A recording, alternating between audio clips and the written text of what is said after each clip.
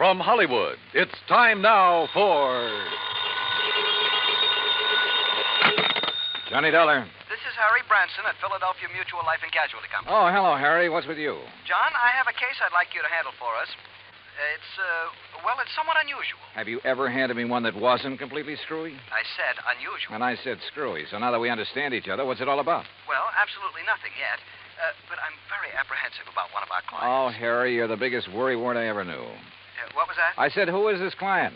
Oh, Dr. Walter Merrill. Merrill? The scientist? That's right. Nobel Prize winner? The man who worked out the molecular orbital contraction something or other? Yes, that's the one. As I say, John, I'm worried. Well, who wouldn't be about him? I'll be right down to see you.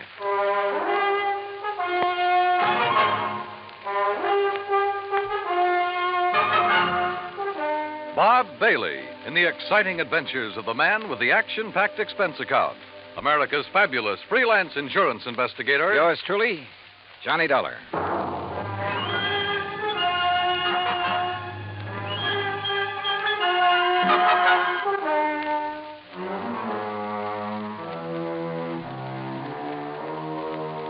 Expense account submitted by Special Investigator Johnny Dollar to the Philadelphia Mutual Life and Casualty Insurance Company in Philadelphia. Where else? Following is an account of expenses incurred during my investigation of the clever chemist matter. Expense of transportation and incidentals, Hartford to New York to Philadelphia. I didn't even stop to check my bag, but headed directly for the Philly Mutual building on Walnut Street. Harry Branson is a good insurance man, but a great worrier. Nonetheless, he'd given me some pretty important, too. And after all, what do we live for? There you are. Keep the change. Thanks, Doc. John, what took you so long? Oh, now, what's the matter, Harry? Forget to pay the rent on your office or just forgot the key? No, John, as a matter of fact, I have the key right... This is hardly the place for levity. Well, surely you haven't been waiting here on the sidewalk ever since you called me. No, I haven't, but by checking plane schedules, I was able to determine when you'd arrive almost to the minute, and not wanting to waste time taking you upstairs to the office. Pretty urgent matter, huh? Which for you should be here shortly. What? Well, now, usually I arrange these things myself, Harry. Yes, and how we pay of you. Oh, Harry, you touch me to the quick. Oh, now, please don't misunderstand me. I don't mean that there's ever anything really dishonest about you your don't? expense account. Well, It's only... you ought to. Believe me, I'll pad it to the hilt if I think I can get away with it. Anyway, the most important reason for engaging the car was so that you can leave immediate... Malaga? Yes, New Jersey. It's a... Is that where Dr. Merrill is? Yes. As is his custom, he chooses to work in some isolated spot where he can't possibly be disturbed. He and his colleague, that is. Colleague? I always heard that he worked alone, freelance. And you heard right. However, he now has a Professor Theodore Nash with him. Nash? One of according to Dr. Merrill. Never heard of him. John, they're working together on what I'm sure is some top-secret project. Oh? Oh, say, wait. Didn't Merrill have something to do with the early rocket experiments? Precisely.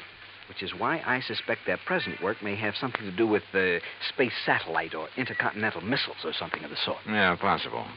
But what has all this got to do with you? Their insurance. Dr. Merrill has had a policy with us for some years. $25,000. Oh, and he took out a policy for $10,000.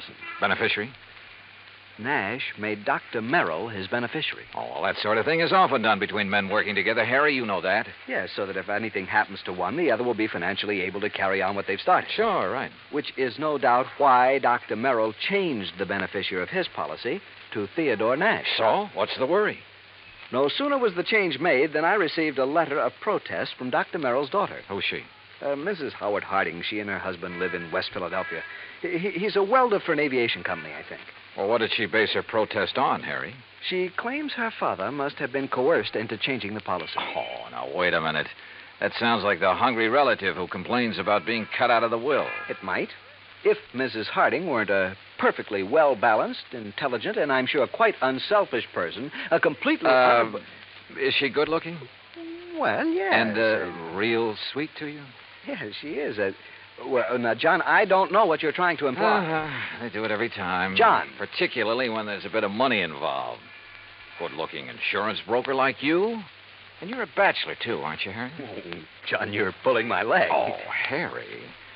But then I guess we're all suckers for someone like that. That has nothing to do with it. I've had these hunches before, John, and they've always been right. Even you will have to admit that. Yeah, I'll confess that in the cases I've handled for you so far. Why don't you call up Dr. Merrill? I think the quaint old fellow would die rather than have a phone near enough to disturb him in his work. Oh, there's your rental car waiting at the curb. So off you go, John, and see what you can find out. Okay, Harry. It all sounds like a lot of nothing you're worried about, but as long as you're willing to pay for it. And I always did like South Jersey this time of year. I drove across the Delaware River Bridge into Jersey and headed for Route 45 to Westville, Woodbury, and finally Pittman, where I picked up Route 47. What Harry had said was true. These hunches of his had a remarkable way of panning out. And yet, who was I to complain? After a pleasant hour's drive through cranberry bog and farm country, through miles of orchards and the intoxicating odor of the peach blossoms, I pulled into the quiet little town of Malaga. Population, I'd say around 500. First stop, the post office. Dr. Merrill? Yeah, sure. You go back the way you came, about a mile, till you see the name Wampus Bung. Wampus what? Wampus means cat. Bung, bungalow. Wampus Bung. Yeah. Yeah, the doctor and the professor got the fourth cottage beyond it. White one with a fence around it. Yeah, good, thanks. And if you don't mind, you can take their mail out to them. They haven't been in to pick it up for 4 or 5 days now. Oh? Nothing wrong, is there? Well, who'd know? The way those two keep to themselves. Well, you'd think whatever they're working on was the atomic bomb. Yeah, well... Just to be sure, you let them know that you're at the gate now before you try to go through the fence. Oh, what's that supposed to mean? The professor sees you prowling around, he's liable to take a shot at you.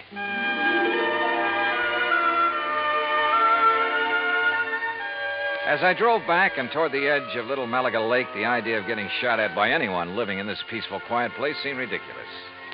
The lake itself, by the way, looked pretty inviting. I made a mental note to come back here on my own sometime after the fishing season opened. As the postmaster had indicated, the fourth cottage beyond Wampus Bung was heavily fenced in, so I gave notice of my arrival.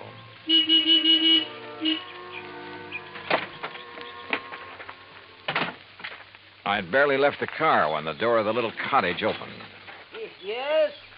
Who is it? Dr. Merrill? Oh, yes. My name is Dollar, sir. Johnny Dollar, insurance investigator. Harry Branson? Yes, sir, that's right. Harry Branson sent me down here to see you. Oh, come in. I'm most glad to see you. Please, come into the house. All right, thank you. Is, Professor Nash here? In the laboratory. But please, As come he spoke, into the sliding house. door on the garage at the side of the house opened. A rather swarthy man stepped out, quickly closed the door, and threw a heavy bolt on it. Then looked over toward us suspiciously. Yes, because it's better that you and I talk in private, alone. Doctor, who is that? Oh, yes, Professor. If we have a visitor, why do you not bring him here where we can both speak to him? Oh, yes, of course. This is Mr. Johnny Dollar, Professor Theodore Nash. Mr. Dollar? How do, Professor? I'm from your insurance company. Just making a little routine checkup. Oh, fine. I'm very glad to see you. As a matter of fact, I wish to talk with you. How do you do? Now, come into the laboratory. Professor, do you think it Oh, wise? of course, Doctor. Since he is not a man of science, I'm sure there is no harm in his seeing it. And you have an experiment going, remember? But I wish to Mr. speak Dollar, to him alone. within these four walls, the genius of Dr. Merrill and my own poor efforts are creating things that will startle the world. Outside, the small building looked like an ordinary two-car garage, someone in need of paint and repair. But inside, it was immaculate and loaded with scientific equipment of all shapes and sorts and sizes. There were racks of test tubes, bottles of chemicals, beakers, a centrifuge, machines and apparatus I'd never seen before, that I imagine much of the world never dreamed of. And all of it as neat as a pin, not so much as a stirring rod out of place. Look, Doctor. The polymerization step is almost complete. Eh? Now, you must continue the molecular balance check immediately. Oh, yes. And you must both leave me. This must not be seen by anyone. Now, we understand, Doctor. We understand. I hope you will pardon me, Mr. Dollar. Yes, of course, Doctor. Oh, come, Mr. Dollar. Yes, I will lock the door. Yes. He does require privacy, doesn't he? Yes. Oh, hey, you're not going to bolt that door, are you? Oh, of course not. Force of habit, I guess. Oh, it is he who keeps things locked so tightly when he is working, unnecessarily so. But then genius is permitted his idiosyncrasies, huh? Harry Branson seems to think you two may be working on something to do with guided missiles. Very perceptive man. But that is something we must not speak about. Now, why have you come here, Mr. Dollar? Well, like I said, just a routine checkup. We usually do this when a sizable policy has changed. Oh, there is something unusual about two men working together on important things, ensuring in each other's favor?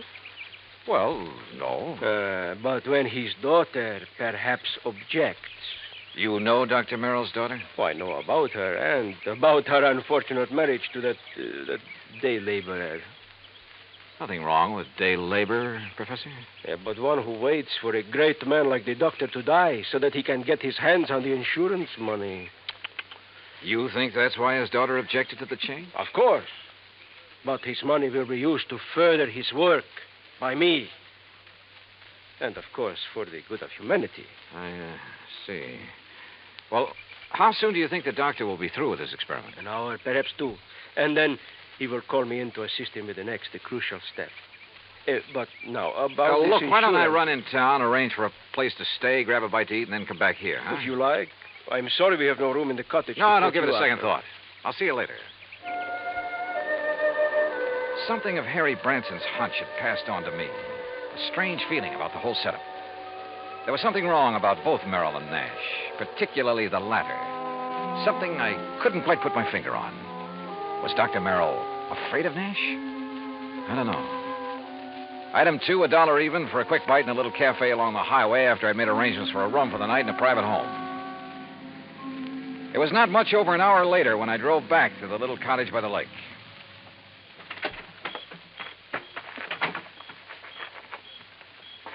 And then I heard it. Someone pounding on the door of the laboratory from the inside. Someone calling for help. Professor! But the lock's on the inside. Turn the lock. What? Bolt here on the... Oh, what are you... Oh. Oh, thank heaven. Good Lord, Professor. What happened to you? You look like you've been run over by... Dr. Merrill. Oh, too late. Too late. Professor, what happened here? He beat me. Threw acid at me. The doctor? No, the man who... Then he killed the doctor with a gun. He killed him. Who, Professor? Who? I don't know.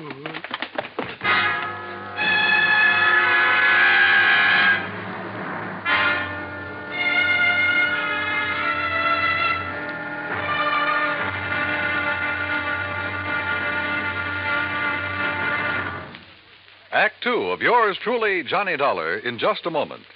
Democracy. To the many who have lived under tyranny, democracy comes as a guiding light, shining on a brighter future. That is because democracy stands for the establishment of government conceived from deep thought and free choice, rather than being based on accident and force. It is also normal that the free choice of a democratic government happens because people who choose their own government are directed by true interests in the welfare of mankind. Democracy has been proven to be mankind's greatest legacy of freedom. Now, Act 2 of yours truly, Johnny Dollar, and the clever chemist matter.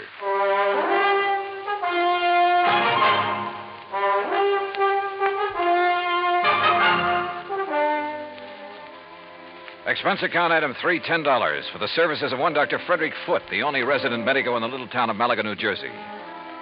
After pronouncing Dr. Walter Merrill dead, he took the badly beaten Professor Nash to his office clinic. While waiting for Nash to get in good enough shape to talk, I ran up item 4, 10 cents, phone call to the sheriff, who promised to come over as soon as he could enlist the aid of the nearby state police.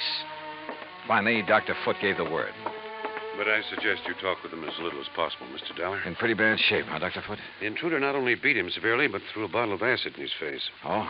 Professor Nash will never have the use of his left eye again because of that nitric acid. Has Nash said anything that might help us identify the assailant and killer? No?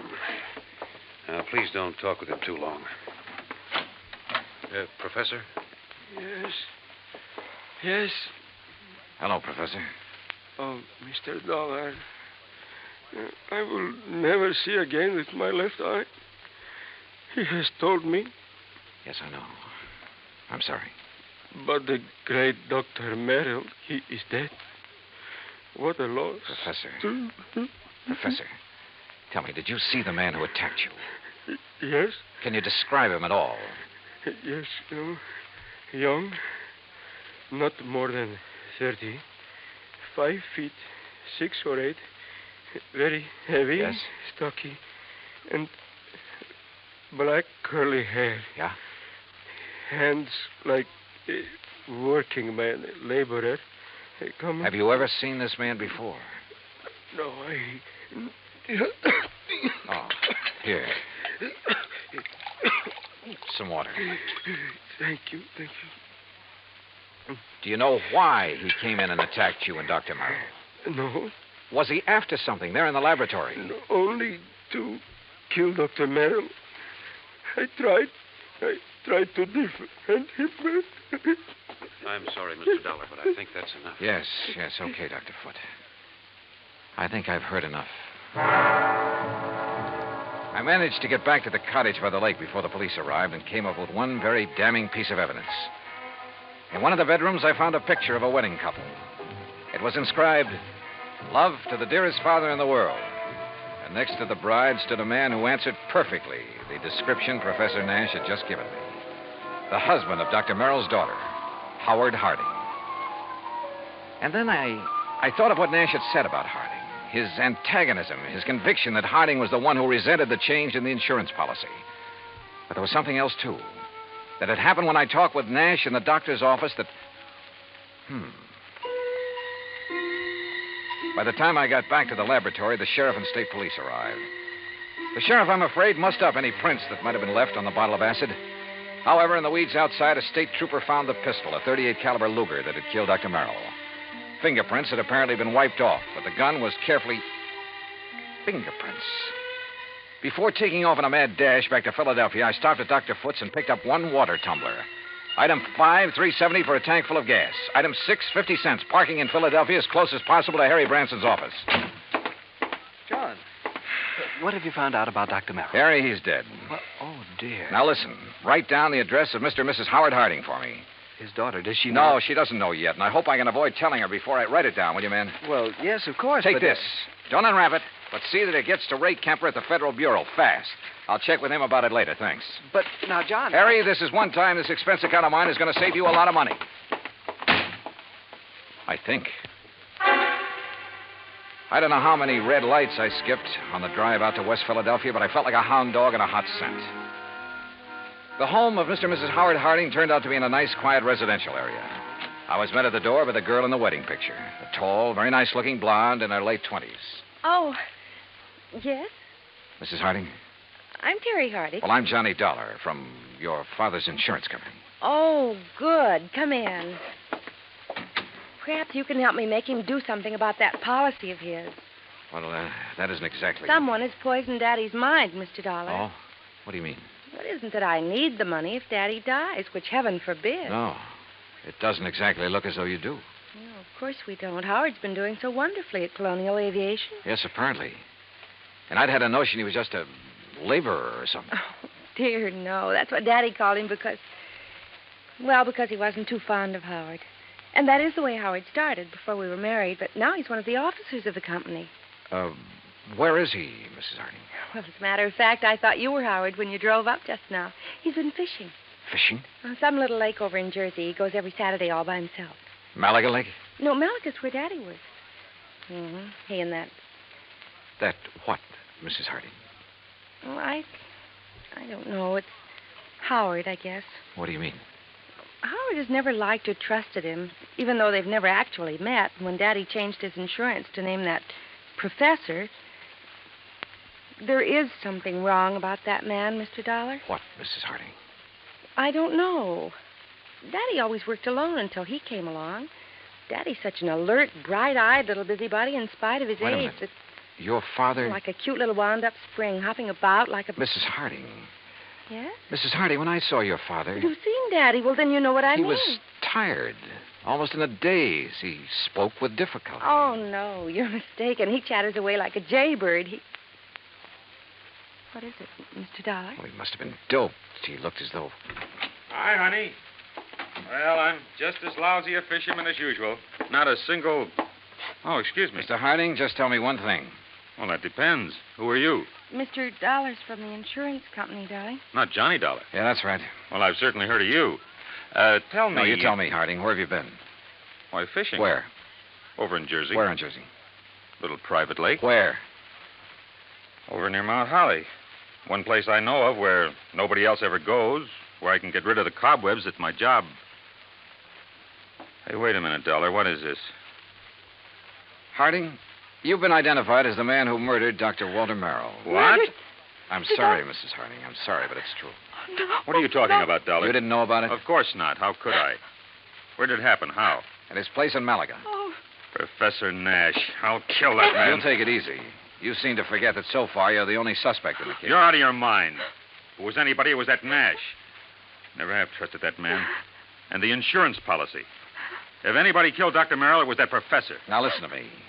Nash was with Dr. Merrill when he was killed there in his laboratory. Of course he was. But Nash was attacked also, beaten, acid thrown at him. He lost the sight of one eye because of it. And I tell you... You sure? Yes, of course I'm sure. It was I who found them. Nash beating against the inside of the door of that laboratory crying for help. A door that was bolted on the outside. But, Dollar, You're sure of that? I'm sure. Well, I still think...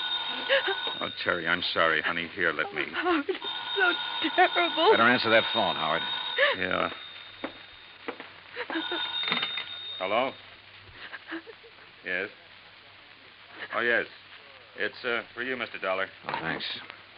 Terry, dear, come on. You've got to pull yourself together. Johnny Dollar. Right. John, this is Harry Branson. I just received a call from Mr. Kemper at the Federal Bureau. Yes. He says he must see you immediately. Call him back, Harry. Tell him I'll be there in 15 minutes. Harding, just to keep things straight, I wouldn't leave this house if I were you. Well, now, wait a minute, Just Dollar. sit tight. I think you're in the clear. More red lights got passed up on my way into the Philadelphia offices of the Bureau. So Ray Kemper felt that whatever he'd found was important. If so, it would back up one of my suspicions. But in view of the circumstances, that bolted door in the laboratory, for instance, how could it? Important is putting it mildly, Johnny. The prints you found on the water glass, Ray. 3 sets. 1, yours. Yeah, well, naturally. 2, Dr. Frederick Foote, who is currently practicing medicine. I know, in the town of Malaga, New Jersey. That's where the glass came from. Oh, but the 3rd set of prints. Yes. I had to go into the international file for them. And Johnny... Nash? Theodore Nash? Nash. Nashevsky. What? Theodore Nashevsky. Chemist from one of our not-so-friendly countries. Huh? Expert on explosives.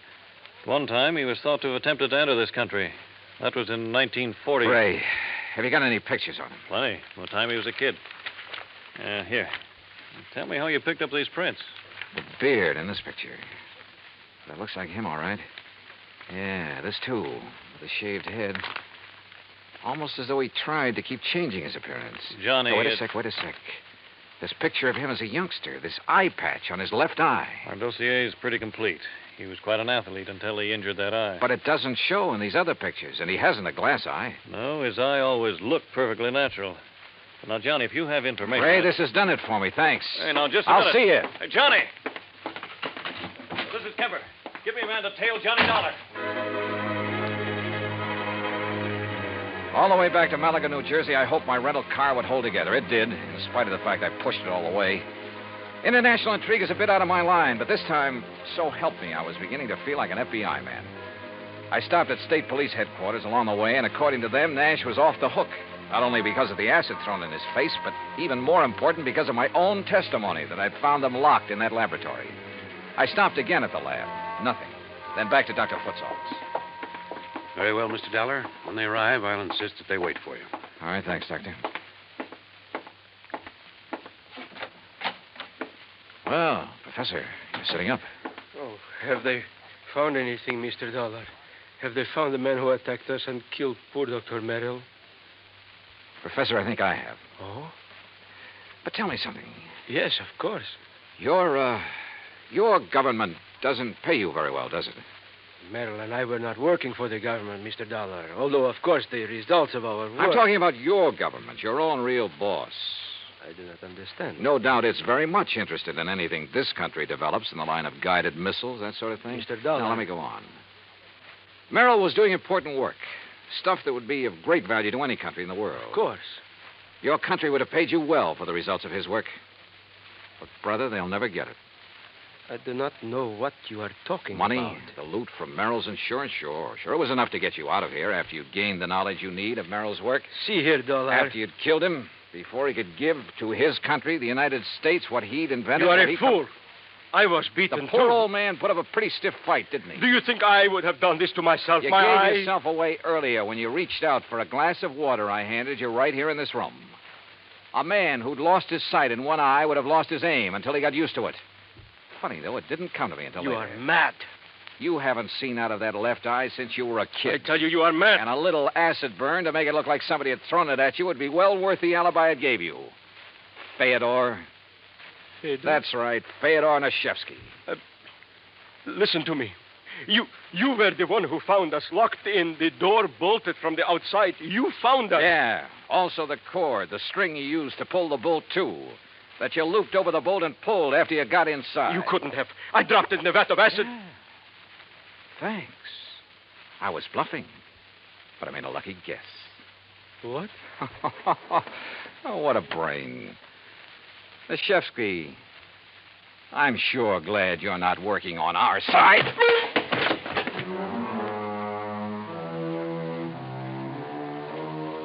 The capsule he fished out of his pocket never got to his mouth. And I'm afraid he won't see very well out of his other eye for a while. My knuckles still hurt. And it was lucky for him that the police arrived. I'm afraid I don't like guys like him. Expense account total, including all the incidentals I could think of, and transportation back to Hartford, $84.35. Remarks? Well, don't beef on this one, Harry. The criminal, in spite of being the named beneficiary, doesn't get paid. Yours truly, Johnny Dollar.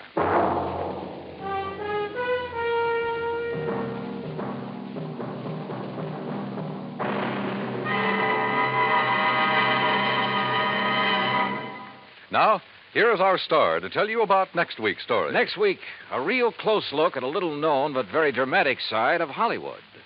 Join us, won't you? Yours truly, Johnny Dollar.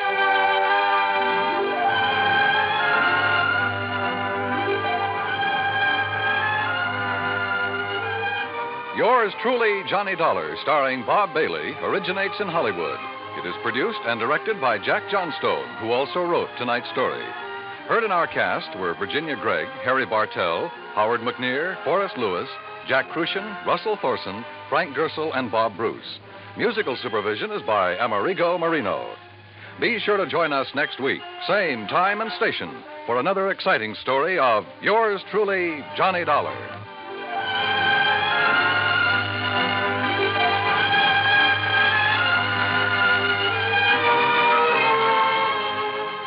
Johnny Dollar has come to you through the worldwide facilities of the United States Armed Forces Radio and Television Service.